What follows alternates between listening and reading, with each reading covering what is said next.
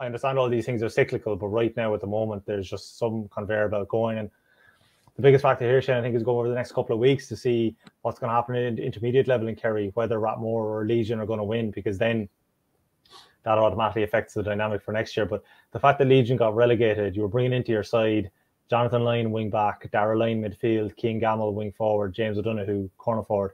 They're all either All-Ireland senior or minor winners.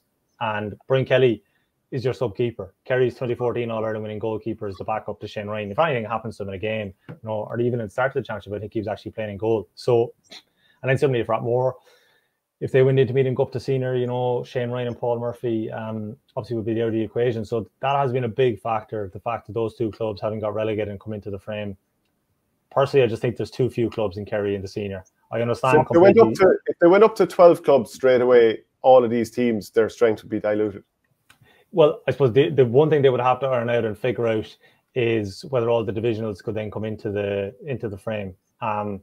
Maybe it's not the complete answer, but for an example, as a comparison, the only other county that does a major divisional option, the Cork, they've separated it now, and only one side comes into the frame then for the county championship. Now, not all divisions in Cork treat it as seriously, and in fairness, in Kerry, they have got their house in order in most of the divisions now, and it's taken very seriously. Midfield Rangers had a bad couple of years, but they got to the semi-finals this year of the championship. But look, East Kerry football is just really, really strong now. Like Clifford's club, Fossa, wouldn't have really registered to many people before now. They're really obviously really powerful team with the Cliffords and obviously a few more guys. They're in the junior semi-finals. Listry, Mark O'Shea is training them. They're in the semi-final of the Premier Junior next week. They've got Ronan Buckley midfield.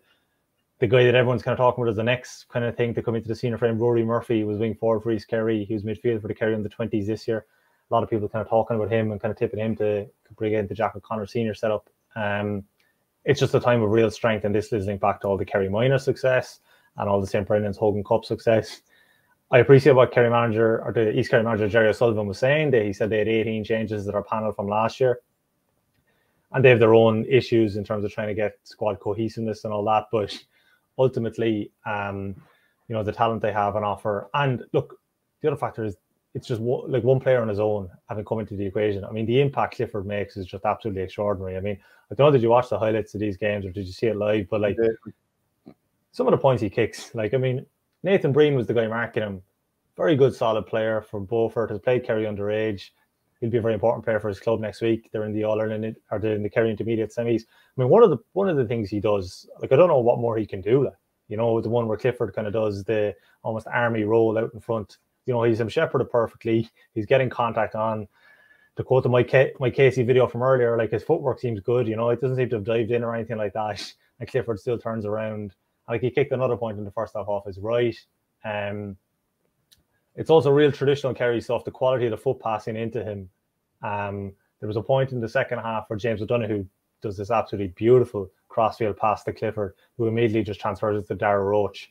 And it's that kind of smooth, traditional Kerry kicking style, and pops it over the bar, But Clifford on his own, I think he's not only a generational talent for Kerry, I think he's just a generational talent nationally. And you're putting him into a divisional setup and surrounding him with good kickers of the ball, like his brother Paddy, like James O'Donoghue, Paul Murphy.